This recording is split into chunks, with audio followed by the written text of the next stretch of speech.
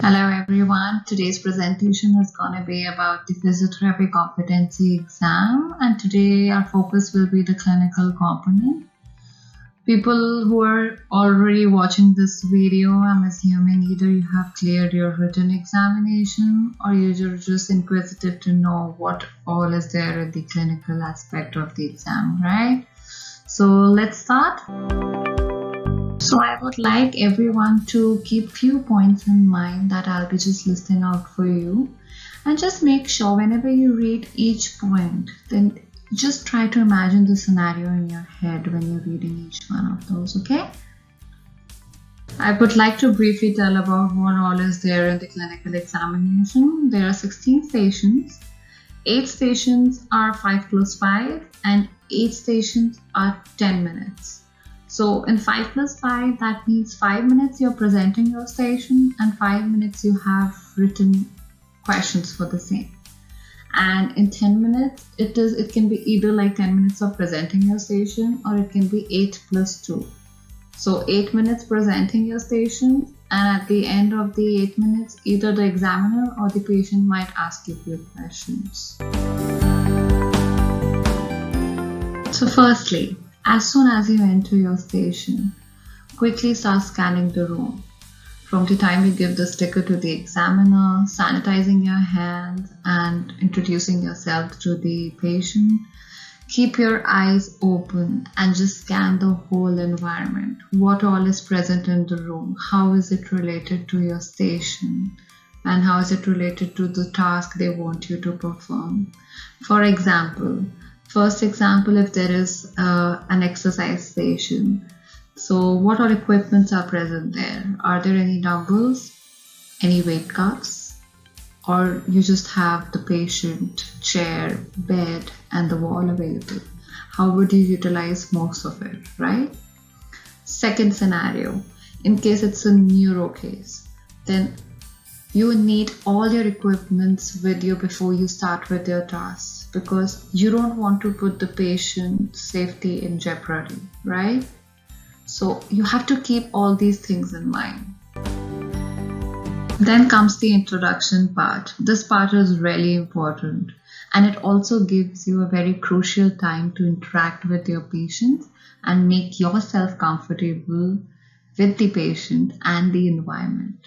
So basically, the anxiety that we are feeling for the exam, you can calm your nerves in this few seconds. But there are also few points that you must cover in your introduction. Those are your full name, your job title, the purpose of interaction, the task that you'll be performing today, and you also show some concern to the patient. So if they have any questions, any discomfort, they can stop you in between. And also you have to obtain their consent. For example, your patient's name is Richard, your therapist's name is Claudia Brown, and your task is to auscultate his lung post-surgery. So this is how your introduction is gonna be like. Hi Richard, my name is Claudia Brown. I'm your resident physiotherapist for the day. I got to know from your charts that you recently had a surgery. So today I will be listening to your lungs as you breathe using the stethoscope. If you feel dizzy or short of breath at any time, I want you to let me know so I can stop. Do you have any questions before we proceed? Do I have your consent to proceed? Thank you so much. So considering the same case scenario of auscultation cannot be done over the clothes. So we need to ask the patient to disrobe, and if they are comfortable with that. Also, we have to provide them with draping to cover their private parts. This is the most important part in any station, that is the patient's dignity. We have to take care of that. Okay, so wherever required in whatever stations, you have to disrobe the part to see the affected area and also provide draping. Then comes the gait belt. There are some scenarios when you have to use the gait belt We can call it as a safety belt, transfer belt. There are different names to it. So whatever skill you are performing, you name it accordingly, right? So for example, if you're performing a transfer station, then you call it a transfer belt. If you're performing a gait assessment station, then you call it a gait belt. And if it's just a safety consideration, you call it a safety belt. So whatever you call it, nothing will be wrong. But in case you're using it, you have to keep few things in mind. The placement of the gait belt. It should not come in between the movement that you're performing. It should be buckled well. And then it should not be too loose or too tight. You have to ask the patient if he or she is comfortable wearing it. Another thing is your knowledge. Remember your basics. There are a number of books to refer to. However, the focus should be on the content related to the clinical examination. For example, contraindications, precautions, phases of rehabilitation, the do's and don'ts. Example, post CABG, you have to follow sternal precautions. So how to relate that with your task station? You should keep that in mind. Another example, patient after anterior dislocation of shoulder. What all movements are contraindicated? Just list it down in your mind, right? So such things are really important for these examinations. If you do any blunder, it's done. So basically, do not do any contraindicated movement. Keep checking with the patient. Keep a track of the phase of rehabilitation you're performing the exercises on. Such things are really important. When you start practicing for the clinical exam, you'll come across that time management is the main challenge for these exams. We all have the knowledge of assessing and treating our patients. But when given us a time constraint and we have to fit all that knowledge, prioritizing in a given time, that's the main challenge. So you have to make the most of the preparatory time you'll get outside the stations. So as you know that you have 1 minute for 5 minute station and 2 minutes for 10 minute station. So please scan through the questions and note down the relevant information. Make sure you just note down the relevant information, the task and the condition of the patient, and do not waste your time noting down the whole question. If you're worried that you will not have the question inside, that's a myth. You also have a question inside. So don't worry about cross-referring to it again. Just make most of your preparatory time and make a list of things you would like to do once you enter. If you want to note down any contraindications, any precautions, or maybe if you just have a framework or for a station, just make the most of that time and do those things. Another important point is communication and verbalization. Professional and clear communication is the key to success for this exam. Make sure that you explain your patient everything in layman terms and not in medical terminology. For example, you'll get stationed to educate the patient, or whenever you're asking the patient to do certain tasks, right, any exercises or anything. So just make sure that you use layman terms, not anterior, posterior, medial, lateral. Those terms they will not understand. Substitute it with front, back, left side, right side, like that. So you have to enroll all these words in your daily practice when you're practicing with your practice partners. Correct each other. Be a good critic. Being a good critic will help you learn and will also make the other person better. Another thing, the verbalization. Most of these stations, rather I would say all these stations, you have to verbalize what you're doing and why you're doing. You have to explain the rationale for every step that you are doing with the patient. or else the examiner will not know the reason behind it and you might miss on those marks. And also, your verbalization should be clear and audible to the examiner. You don't know what size of room you'll enter, so make sure again when you're practicing, it should be clear and audible. You should not be like shouting, but it should be at least clear and loud. Okay? So now let's talk about study buddies. Finding the right study partners can change the whole game for this exam. So please find those people who are as invested as you are for this exam. The ideal group strength that I would recommend will be 3. Make sure that you're practicing all the roles, like being an examiner, being a patient, and being the therapist. And never think that if you're not performing the station, then you are at rest. Even being the examiner and patient, your mind is still working because you're noting the person who is performing, seeing like what mistakes he's doing, you're noting it down and you're correcting that person. So it's like kind of like a quick revision that even you are doing. And make sure that what mistake the person has done, you do not repeat the same mistake. That's when you're learning from each other, right? Another point, be open to negative feedback given by your partners. I understand that most of you are at that stage that you do not want to be corrected, but for this exam, feedback is very important. If you don't get a genuine feedback, you will not correct yourself and you will not be able to clear this exam. At least most of you, okay? Some people might be like perfect, but most of us need correction all the time. And there is always a scope of improvement. So please do not feel offended. Be open to feedback, whether it's a positive one or negative one. Once you guys start practicing, the foundation will be your weekly schedule.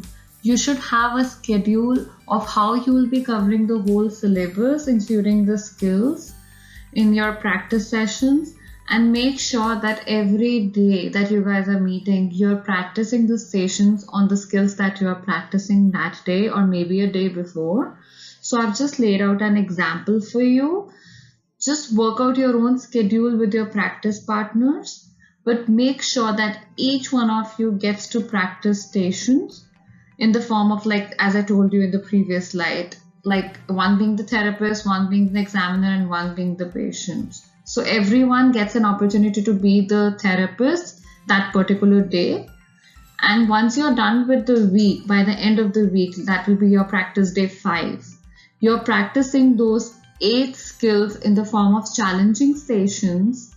So, but I would really recommend that, each one of you practice 4 stations back to back by the end of the week. So like once a week you're doing that, and that will build up your endurance for the exam and will also make you used to the exam stress, especially when the timer will be on. So just create that environment. Exactly, the CAPR website has laid out the videos, how they put the question outside the room. So just try to practice and mimic the whole environment the same way. You get that time for the preparation, make your framework, get to know your own way. Everyone will have their own way of using those minutes. So find your way.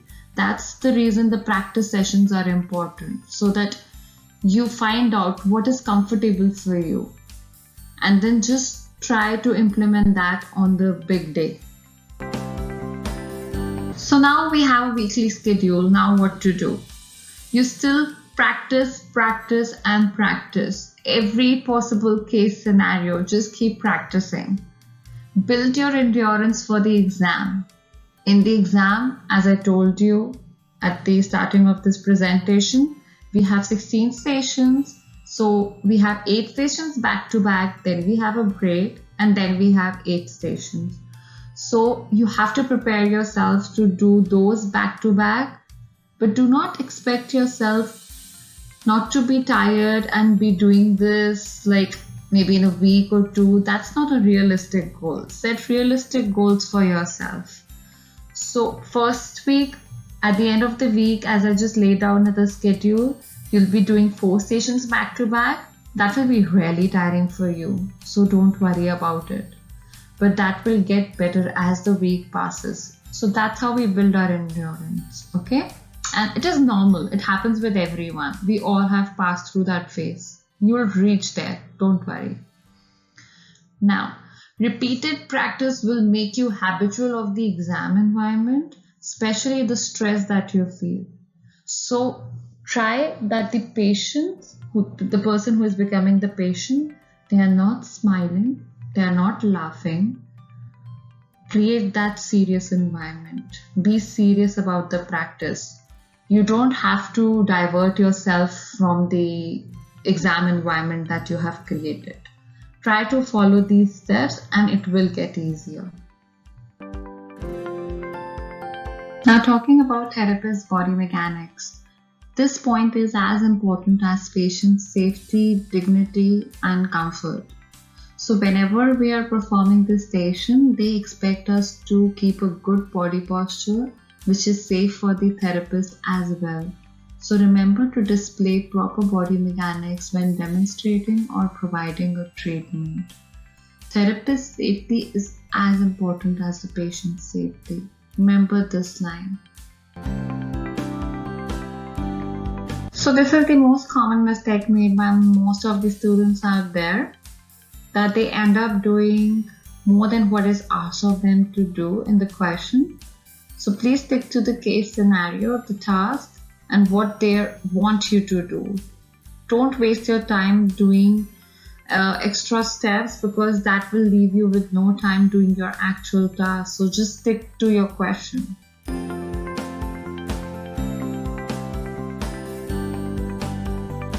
So let's go through a few quick pointers. Going through the do's first.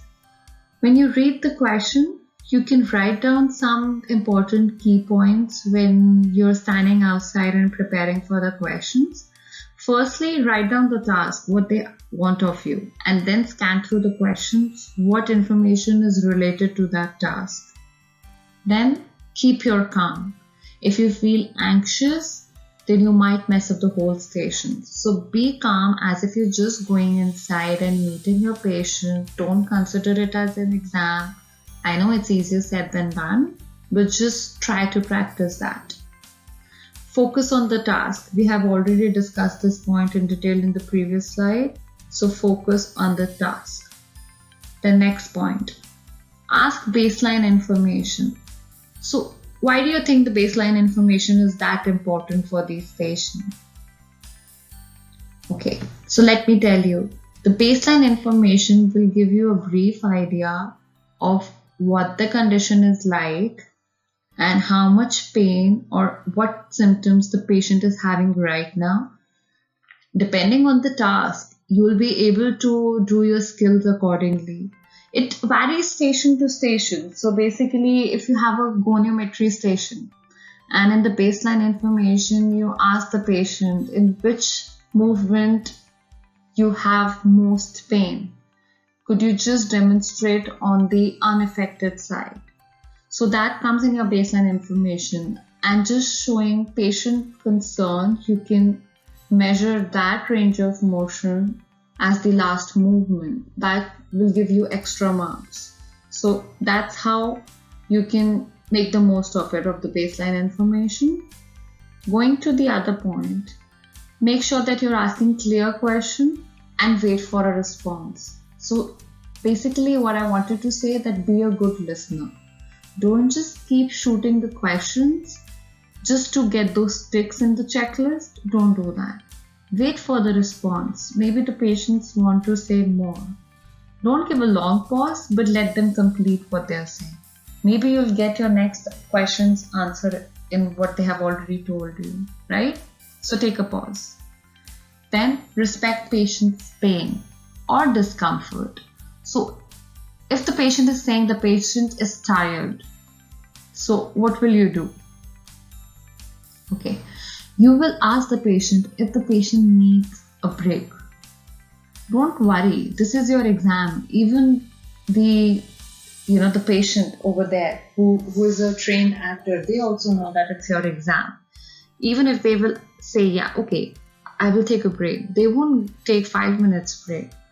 They will take few seconds, but they will consider that you were patient-centered. So you need to consider that thing as well.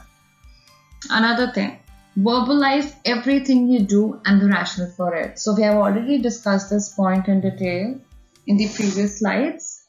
So please keep that thing in mind. Now going to the don'ts. Do not assume anything in the session. Just go with what you see. So what I wanted to say, sometimes we have been given a case scenario.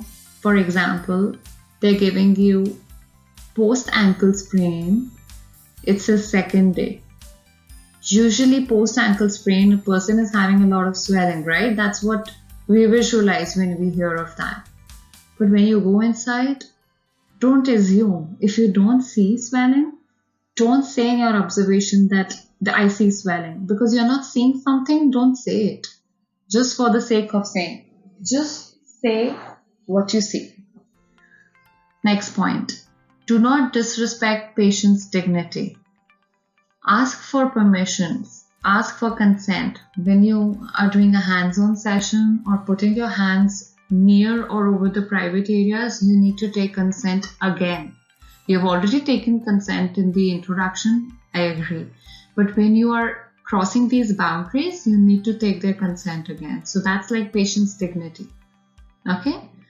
Another point. Don't do anything that makes the patient unsafe. So as we discussed about the gait belt, that's one factor. Check the brakes, like bed brakes, wheelchair brake, any assistive device that you'll be using, check the brakes. So that's like you're taking care of the patient's safety as well. When in history questions, you're asking the patient's question, make sure that you're not asking close-ended questions, you're asking open-ended questions. You don't want to lead the patient somewhere, you want to gain information from their history. So keep that thing in mind. Another point, don't be rigid with your approach. Be flexible and go with patient's presentation. So if you're reading about a task in the question in your preparatory time, don't assume that this will be the presentation. The presentation can be anything. So just go with the flow. Just remember your basics and just go with the flow. Don't worry. Don't be tensed when you enter and you don't see what you expected to see. Just go with the flow. Another point, don't give false information. Sometimes in education stations, we tend to give information that we're not sure of. And that end up being a false information that is more dangerous than giving no information. So if you don't know anything, if you're not sure of anything, don't say that. That can do more harm to the patient than any benefit. So please just skip that part. Okay. Lastly, don't ask questions if information already given in questions or given by the patient. So as we were just discussing one point in do's, that let the patient speak. So that's one thing. Maybe, usually when a patient comes to our clinic also, when we ask what happened, they give so much of information together that we don't have to ask again. Like we don't have to follow that whole pain history log Picara. So you don't have to complete those steps. If they have already given the information, don't ask the questions again. So that's all for today. Thank you so much for the time and for watching this presentation. I hope it was of help. Wish you all the very best. May you all perform really well in your upcoming examination. Thank you so much.